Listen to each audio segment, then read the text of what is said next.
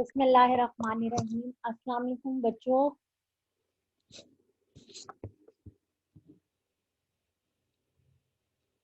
वालेकुम अस्सलाम मैम।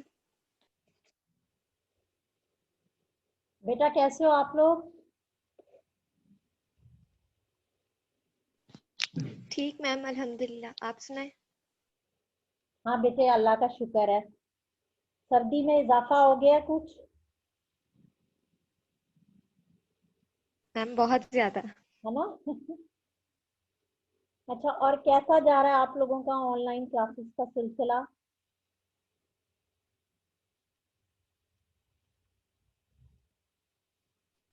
हम ठीक जा रहे हैं।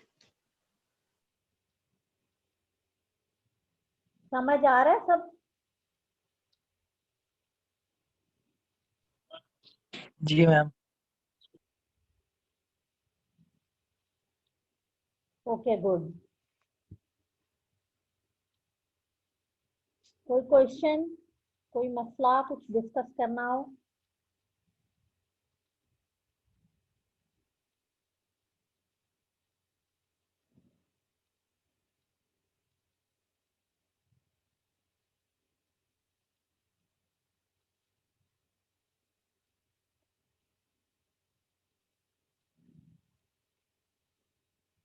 बेटा कोई क्वेश्चन पूछना है आप लोगों ने? कोई बात जो ना समझ आई हो?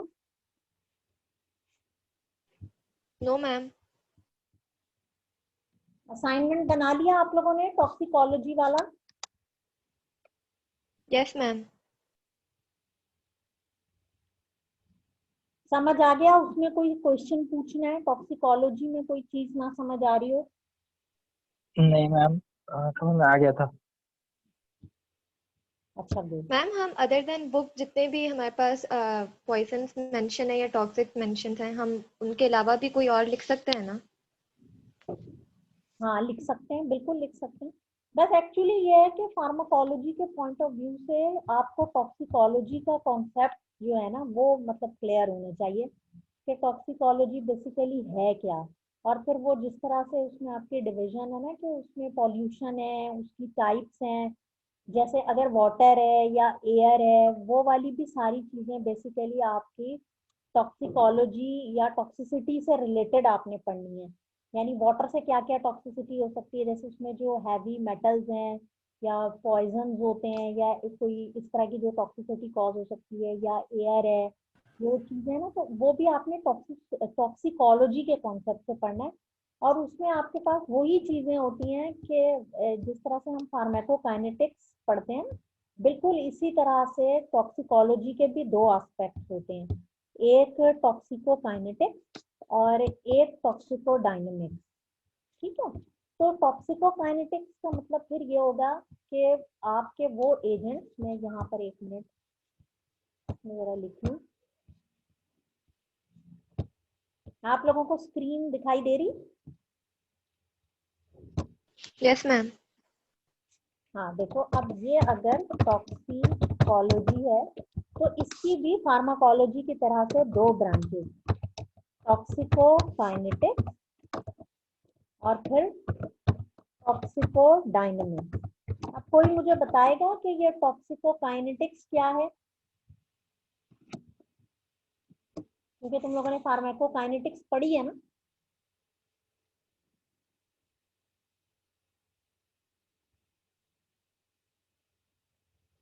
Can anyone tell me what is टॉक्सिकोकाइनेटिक्स?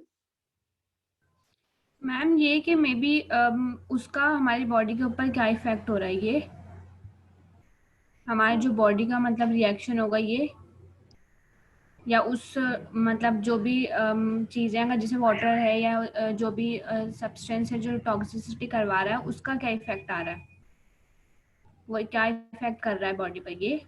हाँ बिल्कुल, क्योंकि देखो फार्माकोकाइनेटिक्स में भी आपने यही पढ़ा ना कि बेसिकली कि what body does to the drug ना। अब यहाँ पर सिंपली डिफरेंट हो जाएगा, ड्रग की जगह आप कोई भी जो टॉक्सिक मटेरियल है ना, हम वो कहेंगे कि what that toxic material does to the body, sorry what body does to the toxic material, ये काइनेटिक्स में हो जाएगा।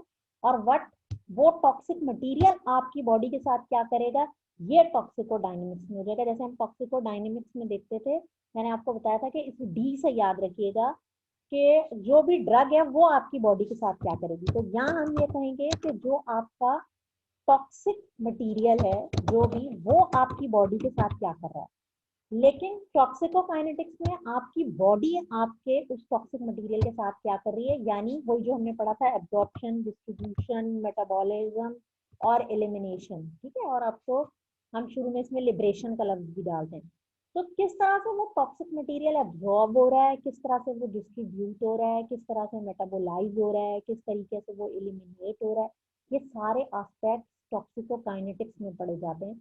और ये इतनी बड़ी ब्रांच हो गई है ना अब, टॉक्सिकोकाइनेटिक्स और टॉक्सिकोडायनेमिक्स यानी टॉक्सिकोलॉजी एक इतनी बड़ी ब्रांच है कि अब इसमें एक अलग बहुत ज्यादा रिसर्च जो है वो हो रही है। तो इस ये पूरे पूरे एस्पेक्ट्स हैं फिर उस टॉक्सिक मटेरियल के, जिस तरह हमने फार्माकोकाइनेटिक्स में पढ़े उसी तरह से टॉक्सिकोडायनेमिक्स में फिर उन टॉक्सिन के मैकेनिज्म। बेसिकली आप टॉक्सिकोडायनेमिक्स में क्या पढ़ रहे होते हैं, फार्माकोडायनेमिक्स में मैकेनिज्म ऑफ एक्शन पढ़ते हैं ना ड्रग्स का, तो यहाँ हम मैकेनिज्म पढ़ेंगे आपके उस टॉक्सिन का, उस टॉक्सिक मटेरियल का। तो उसी तरह से हम लेके चलते हैं जिस तरह से, बस फार्माकोलॉजी में आपके पास बेसिक ड्रग्स है और टॉक्सिकोलॉजी में जाहिर है कि आपके पास कोई भी टॉक्सिन है, कोई भी पॉइजन है, टॉक्सिकेंट मटेरियल्स हैं, हम उनको बेसिकली एनकाउंटर कर रहे हैं।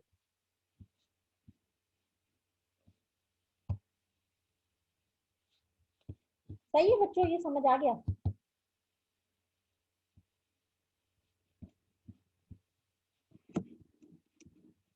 जी मैम। Okay good. अच्छा, और कोई क्वेश्चन? आप लोग असाइनमेंट बना लें और इसके टेस्ट के लिए, इसके क्विज के लिए आप लोग रेडी रहें। तकरीबन जो टेंटेटिव डेट है वो 30 दिसंबर होगी। 18 के बाद मैं सारे आप लोगों के असाइनमेंट चेक करूंगी तकरीबन 4-5 दिन में। फिर मैं आप लोगों को एक एक बता दूंगी असाइनमेंट, फिर आप लोग इसकी तैयारी कर लें, क्योंकि आप लोगों का सिलेबस बहुत ज़्यादा है। और जो हम लोगों ने स्टार्टिंग में डिस्कस किया था ना, बिल्कुल उसी तरह ही हम लोग इसका क्विज ले लेंगे तकरीबन 30 को। और अभी 18 को तो आपका सेल वॉल इनहिबिटर्स का क्विज है।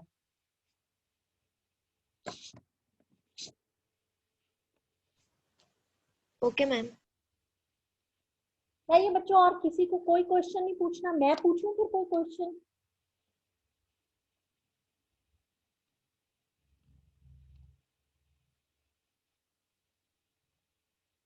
डियर बच्चों, मेरी आवाज आ रही है क्या? तुम लोगों को भी सर्दी लगी हुई है? नहीं मैम, आवाज आ रही है आपकी। खुशबख्त, आज तुम्हारा कोई क्वेश्चन नहीं है? मैम एक्चुअली आपके जो लास्ट 2 टॉपिक्स है ना, एंटी फंगल और एंटी माइक्रोबैक्टीरियल ड्रग्स, हाँ हाँ। मैम उसकी अभी बुक से रीडिंग करनी थी, वो अभी मैम नहीं की। अच्छा, वो नहीं की है। तो आपके सिर्फ लेक्चर अटेंड किए हैं। अच्छा अच्छा, ओके। अच्छा चलो सही है। ये बताओ तुम लोग सब मुझे कि ये तुम लोग जो एंटी बैक्टीरियल स्पेक्ट्रम है ये कैसे याद कर रहे हो? इसकी किसके पास सबसे अच्छी सी ट्रिक है याद करने की?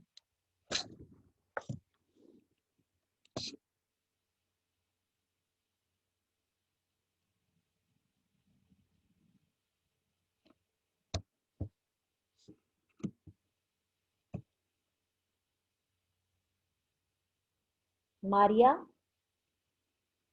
मायरा? यस मैम, अस्सलाम वालेकुम। वालेकुम अस्सलाम। मायरा, आप बताओ कि कैसे याद कर रही हो आप? एंटी बैक्टीरियल स्पेक्ट्रम याद हो रहे हैं आसानी से? बच्चों को ज्यादा वही यस सब होते हैं ना। जी मैम, कुछ पढ़े हुए भी थे और कुछ अभी जो है नए हैं, तो वो बस उसी में याद हो गए। कोई स्पेशल ट्रिक नहीं लगाई। अच्छा, क्योंकि ये इतने सारे हैं और कुछ बच्चे मुझे पर्सनली मैसेज भी कर रहे थे कि मैडम ये तो याद करने बड़े मुश्किल है। मैंने कहा भाई मुश्किल तो है लेकिन ये जरूरी भी है, क्योंकि आपको याद तो करने हैं हर सूरत। यस मैम, याद तो करने हैं। ये तो करने हैं ना, जब तक आपको स्पेक्ट्रम ही पता नहीं होगा तो फिर आप कैसे आगे चलेंगे? तो इसके लिए मैंने तो यही सजेस्ट किया था कि आप एक टेबल बनाते जाएं अपने ड्रग्स के, जैसे सेल वॉल सिंथेसिस इनहिबिटर्स हैं, फिर प्रोटीन सिंथेसिस इनहिबिटर्स हैं, क्विनोलोन्स हैं, इन सब के टेबल बना के और उनका स्पेक्ट्रम रखते जाएं। और डेली एक टाइम अपना फिक्स करें। जैसे जब हम थे अपने स्टूडेंट लाइफ में, तो हम तो ये करते थे कि सुबह उठ के सबसे पहला हमारा काम ही यही होता था कि हम सारे स्पेक्ट्रम्स को जो है ना वो रिवाइज करते थे। ताकि वो मिक्स ना हो, याद ना हो, सबका एक स्पेसिफिक होता है, वो हमें याद रहे।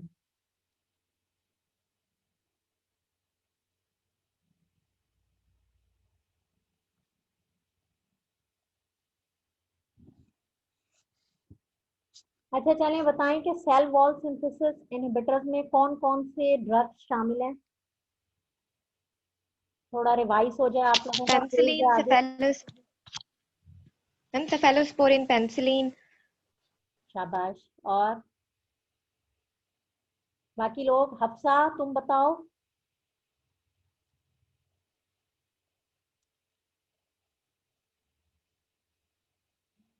एम्फिसिलिन, मॉक्सिसिलिन, बेटे आवाज बहुत कम है तुम्हारी, हफ्सा जरा माइक करीब करो। एम्फिसिलिन, एमॉक्सिसिलिन, हाँ शाबाश। और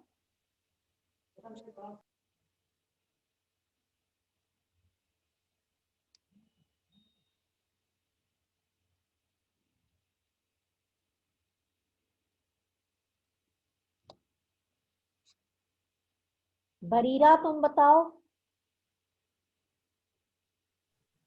मैम इसमें जो है वो एम्पीसिलिन, मेथिसिलिन और नेफिसिलिन भी है, डिक्लोक्सिसिलिन भी है, और क्या नाम है, पिप्रेसिलिन भी है। हाँ शाबाश, ठीक है। Ma'am mostly B lactams. Basically ये बीटा लैक्टेम एंटीबायोटिक्स होती हैं और इनके स्ट्रक्चर में बीटा लैक्टेम रिंग मौजूद होता है। और आप देखें कि जो इनका सारा जो क्या कहना चाहिए, इनकी जो एक्टिविटी है वो उस रिंग के ऊपर बेस्ड है। और अब जो रेजिस्टेंस के पैटर्न आ रहे हैं वो यही बीटा लैक्टमेज एंजाइम जो है वो बीटा लैक्टेम रिंग को या स्ट्रक्चर को डिस्ट्रॉय कर देते हैं। उसके लिए हम अक्सर इनको कॉम्बिनेशन में भी यूज करते हैं। जो एक्सटेंडेड स्पेक्ट्रम एंटीबायोटिक्स हैं हमारे पास, वो कौन कौन सी हैं जिसमें हम ये मॉक्सिसिलिन वगैरह के साथ क्या डालते हैं।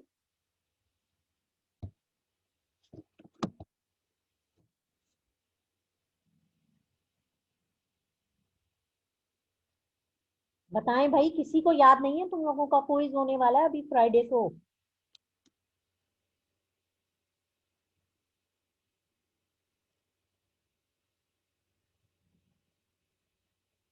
आज मरियम नहीं है क्लास में। आज तो मुझे बहुत ही कम लोग लग रहे हैं तुम लोगों की क्लास में। एक मिनट मुझे मैम check करने ऑगमेंटन, ऑगमेंटन की preparation. Yes very good. Augmentin जो है उसमें आप ये क्लेविलानिक एसिड जो है इसको ऐड करते हैं मॉक्सिसिलिन के साथ, और उसका स्पेक्ट्रम जो है उसको हम एक्सटेंड कर देते हैं। क्योंकि जो क्लेविलानिक एसिड है उसका अपना तो कोई एंटी बैक्टीरियल इफेक्ट नहीं है, लेकिन जो बीटा लैक्टमेज एंजाइम बैक्टीरिया से प्रोड्यूस होता है वो उसको ब्लॉक कर देता है। ठीक है, शाबाश। तो ये बाकी बच्चों को नहीं पता क्या? सिद्रा, तस्नीम, तुम लोगों को नहीं पता? रजब, रजब है ना आज? रजब भी है क्लास में। वैसे रजब होते हैं लेकिन कुछ बोलते नहीं है। अच्छा भैया, आज आप लोगों की अटेंडेंस तो मुझे बहुत ही कम लग रही है तुम लोगों की क्लास की। बाकी सारे कहाँ गायब हैं भाई? कितने इस वक्त हैं? 9 स्टूडेंट्स आ रहे हैं मेरे पास।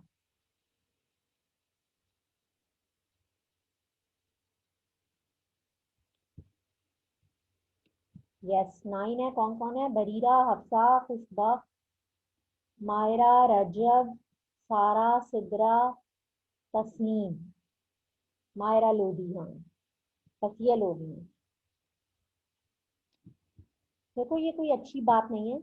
अगर आप लोग इंटरैक्टिव सेशंस नहीं लेंगे तो आप लोगों की एब्सेंट मार्क होगी। अब पूरी क्लास में से बस ये स्टूडेंट प्रेजेंट है, बाकी सब एब्सेंट है।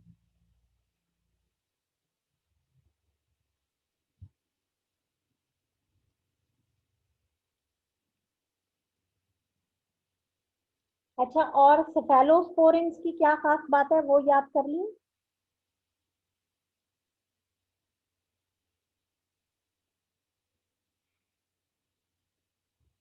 मैम बस बी लैक्टम एंटीबायोटिक्स होती हैं ये।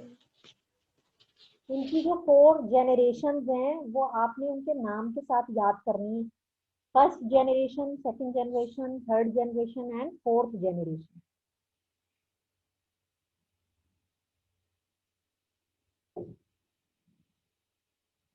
ठीक है, और इनके जो जनरेशन हैं उनमें क्या डिफरेंस है बेसिकली?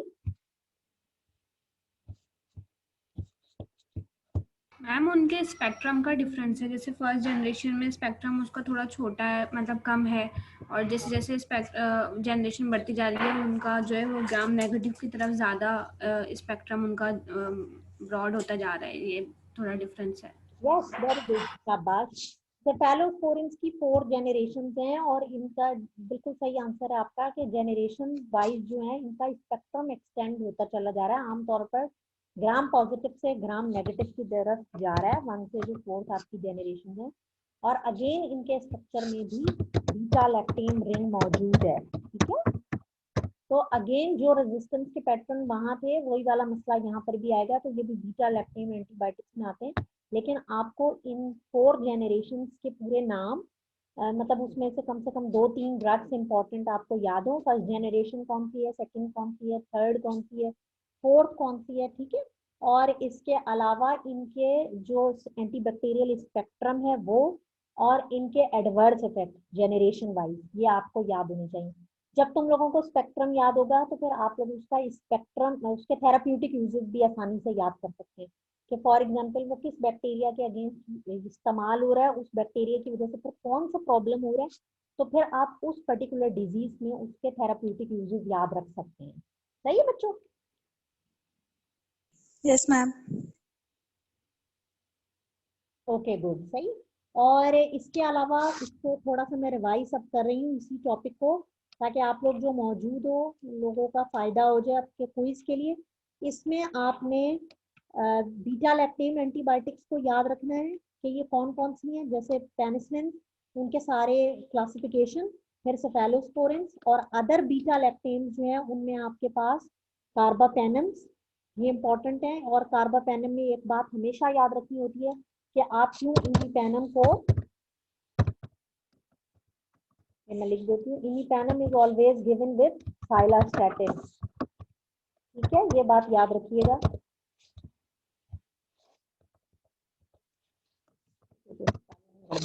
इमिपेनम और cilastatin is always given in combination. और ये कॉम्बिनेशन में क्यों देते हैं, किसी ने ये बात याद कर ली है? मैम मेटाबॉलिज्म का कुछ आपने बताया था कि प्रोटेक्ट करने के लिए, मेटाबॉलिज्म जो रीनियल डिहाइड्रोजिनेज एंजाइम होता है उसको प्रोटेक्ट करने के लिए, उसके मतलब उससे मेटाबॉलिज्म होती है शायद, उससे प्रोटेक्ट करने के लिए।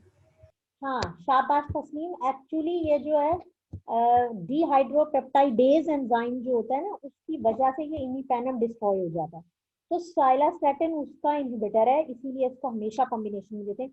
जब भी कार्बापेनम का जिक्र आता है तो हमेशा आप इमिपेनम और साइलास्टैटिन की ये बात हमेशा याद रखते हैं, हमेशा ये चीज मेंशन होती है। ठीक है, और इसके अलावा इसमें मोनोबैक्टेम जो एंटीबायोटिक्स हैं, ये सारे के सारे बीटा लैक्टेम एंटीबायोटिक्स हैं।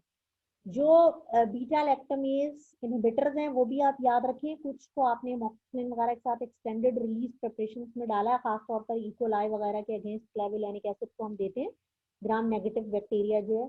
और जो आपकी अदर ड्रग्स आ जाती हैं उनमें कौन कौन सी, यानी बीटा लैक्टेम के अलावा कौन से सेल वॉल सिंथेसिस इनहिबिटर्स हैं वो याद है?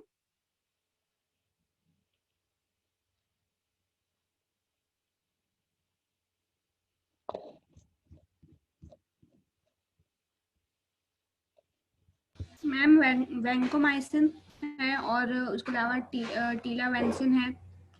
हाँ, वेनको बहुत इंपॉर्टेंट है, शाबाश। वेनकोमाइसिन है और डेप्टोमाइसिन, टीलावेंसिन वगैरह जो है। लेकिन वेनको आपको पता है कि बहुत कॉमनली यूज होती है, तो इनके स्ट्रक्चर में बीटा लैक्टेम रिंग मौजूद नहीं है। ठीक है, इनका स्पेक्ट्रम आपने खास तौर पर इस पॉइंट ऑफ व्यू से याद रखना है कि उनके स्ट्रक्चर में ये मौजूद नहीं है, और पर्टिकुलर उनका स्पेक्ट्रम और रेजिस्टेंस के मैकेनिज्म तो वो जनरल है जो आप याद रखें। और इसके अलावा फॉस्फोमाइसिन, ये भी एक सिंथेटिक डेरिवेटिव है, मैंने आपको बताया था कि फॉस्फोनिक एसिड का। ठीक है, और ये भी सेल वॉल सिंथेसिस को ब्लॉक करता है। इसमें जो बेसिकली एंजाइम है ट्रांसफरेज, जो उसका एक नाम है ना पर्टिकुलर, अभी मुझे याद नहीं आ रहा, इनोल पायरोविल करके कुछ नाम है, इनोल पायरोविल ट्रांसफरेज ऐसा नाम है, उसको ये बेसिकली ब्लॉक करता है फॉस्फोमाइसिन। और पॉलीमिक्सेंस बिल्कुल अलग हैं। पॉलीमिक्सेंस जो है वो सेल वॉल सिंथेसिस इनहिबिटर्स नहीं है, ठीक है। पॉलीमिक्सेंस क्या है? सेल मेम्ब्रेन के हैं ना मैम, हाँ, सेल शाबाश। मेम्ब्रेन तो इनहिबिटर्स। पॉलीमिक्सेंस जो है वो बेसिकली सेल मेम्ब्रेन इनहिबिटर, ठीक है। फिर डैम इनहिबिटर। पॉलीमिक्सेंस को आप बिल्कुल कंफ्यूज मत कीजिएगा, दिए हुए तो वो इसी चैप्टर में ही है आपके पास, लेकिन एक्चुअली ये सेल वॉल सिंथेसिस इनहिबिटर्स नहीं है, बल्कि ये सेल मेम्ब्रेन इनहिबिटर्स। और अब इतना ज्यादा ये यूज भी नहीं होते इनके टॉक्सिक इफेक्ट जैसे, लेकिन ये मौजूद है। ग्राम नेगेटिव वगैरह के अगेंस्ट भी अक्सर इनको यूज किया जाता है, जैसे पी एरोजिनोजा वगैरह है। तो ये स्पेक्ट्रम आप जरूर उसका याद रखें, ठीक है बेटा। Is that clear? और अगर और कोई क्वेश्चन? क्विज एमसीक्यू बेस्ड है ना, या फिर मतलब क्वेश्चंस कुछ आप जैसे पूछ रही हैं अभी उस तरीके से क्वेश्चंस हैं? नहीं नहीं, एमसीक्यूज बेस्ड है, ठीक है। एमसीक्यूज होंगे और आपको एमसीक्यूज ही अटेम्प्ट करने होंगे, सही? जी ठीक है। मैम जी बोलो बेटे। मैम वो मुझे एसिटाइलेटर्स पूछने थे आपसे। हाँ, क्या पूछना है उनके बारे में? मैम एसिटाइलेटर्स होते क्या हैं, आप मुझे थोड़ा सा डिफाइन कर दें प्लीज। देखो, वैसे तो एसिटाइलेटर्स जो हैं वो वही है ना, उनके नाम से पता चल रहा है, जो एसिटाइलेट करें। तुम किस कॉन्टेक्स्ट में पूछ रही हो, कौन से टॉपिक से? मैम वो आपने लास्ट अभी जो टॉपिक शेयर किया था ना, एंटी सॉरी माइकोबैक्टीरियल वाला जो था, एंटी माइकोबैक्टीरियल, हाँ हाँ। वो उसमें मैम आपने एक वर्ड यूज किया था एसिटाइलेटर्स वाला। तो उस टॉपिक से रिलेटेड मुझे वो चीज समझ नहीं आई थी कि वहाँ पे एसिटाइलेटर्स कर क्या रहे हैं। मैं आपको एक मिनट बताती हूँ, एक सेकंड रुकिएगा। अच्छा हाँ, ठीक है, बताओ, वरना फिर जो मैं समझ रही हूँ वो मैं बता दूँ। ठीक है मैम, एक मिनट रुकिएगा। एसिटाइलेटर्स मैम आपने ये बताया था, आइसोनाइजेड में बताया था एसिटाइलेटर्स के हवाले से।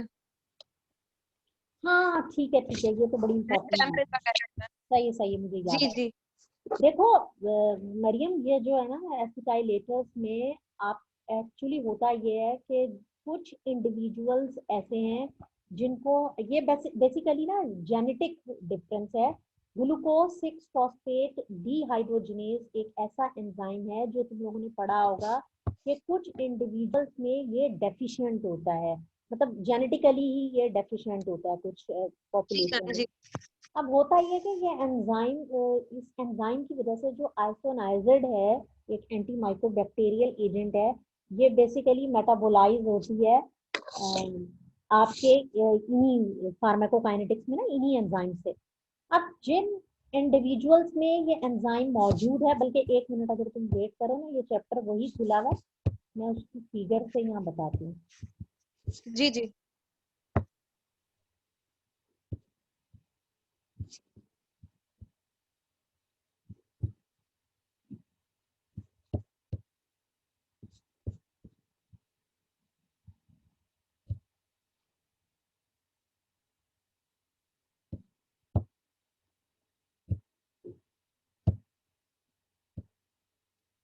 ये रहा।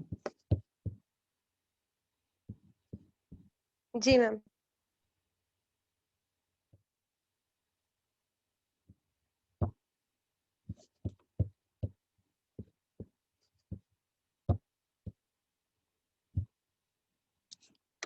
देखो यही वाली बात करी हो ना, स्क्रीन नजर आ रही होगी आपको, ये वाली, जी मैम ये, है जी ना? जी जी एग्जैक्टली ये। इसीलिए इसकी होती है बाई मोडल डिस्ट्रीब्यूशन। देखो अब जिनके अंदर जो ग्लूकोज 6 फॉस्फेट डीहाइड्रोजिनेज एंजाइम अगर होगा ना जिनके अंदर, तो वहां पर इनकी, उनको हम कहेंगे कि वो रैपिड एसिटाइलेटेड, ठीक है, क्योंकि वो एसिटाइलेशन उस आइसोनाइजिड की बहुत तेजी से करेंगे। और बेसिकली एसिटाइलेशन जब होती है तो आप यूं समझें कि आइसोनाइजिड मेटाबोलाइज हो रहा है, आपकी ड्रग जो है ना वो मेटाबोलाइज हो रही है। तो यही बात है कि ये जो फास्ट एसिटाइलेटर्स होंगे, यानी जहां पर वो एंजाइम प्रेजेंट है जेनेटिकली, वहां पर उनकी इस ड्रग की फिर हाफ लाइफ कम हो जाएगी। क्यों? क्योंकि ये ड्रग जो है वो बहुत तेजी से एसिटाइलेट होगी। लेकिन जहां पर ये ड्रग स्लोली एसिटाइलेट होगी, अगेन ये जेनेटिक डिफरेंस ही है इंडिविजुअल्स के अंदर। तो ये अगर स्लो एसिटाइलेट होगी, इसका मतलब ये होगा कि ड्रग जो है वो मेटाबोलाइज स्लो हो रही है। एसिटाइलेशन हो गई या कोई भी ऑक्सीडेशन हो गई या हाइड्रोलिसिस हो गई, ये बेसिकली फार्माकोकाइनेटिक के मैकेनिज्म है ना, बेसिकली तो ये। मैम बेसिकली अगर हम देखें तो एसिटाइलेटर्स आर मेटाबोलाइजर्स ऑफ ड्रग। हाँ बिल्कुल, ये जितने भी मैकेनिज्म होते हैं तुम लोग सारे रिएक्शन पढ़ चुके हैं, जैसे ऑक्सीडेशन हो गई, रिडक्शन हो गई, जी जी, हाइड्रोलिसिस, हाइड्रोलिसिस। एसिटाइलेशन हो गई। अब जैसे ये वाली बात भी लिखी ना, ये इसकी एन एसिटाइलेशन होती है, यानी एन पोजीशन पर एसिटाइलेशन हो जाती है, ठीक है। अब अगर फास्ट होगी ये, सही। जो कि जेनेटिक डिफरेंस की वजह से होता है, मैंने कहा इंडिविजुअल्स में, ये देखो लिखा भी है जेनेटिकली रेगुलेटेड। तो जहां पर अगर ये फास्ट होगी, इट मीन्स कि ड्रग आपकी मेटाबोलाइज जल्दी होगी, तो ड्रग की हाफ लाइफ कम होगी। और अगर ड्रग स्लो एसिटाइलेट होगी तो जाहिर है ड्रग स्लोली मेटाबोलाइज हो रही है, आप यूं समझो। और अगर स्लो मेटाबोलाइज सही सही, जी जी मैम, समझ गए। हाँ, हाफ लाइफ फिर उसकी ज्यादा होगी। तो इस तरह से फिर आपने उन केसेस में ख्याल रखना होता है कि कौन से इंडिविजुअल स्लो एसिटाइलेटर्स हैं और कौन से इंडिविजुअल आपके फास्ट एसिटाइलेटर्स हैं। ये चीज फिर आपने एक्सक्रीशन में भी देखनी है। जाहिर है कि फिर ऐसा ना हो कि वो ठीक है। एक्यूमुलेट होना शुरू हो जाए ड्रग में। तो इसकी काइनेटिक्स इस एतबार से बहुत जी जी, इम्पोर्टेंट है। सही है। ओके बेटा।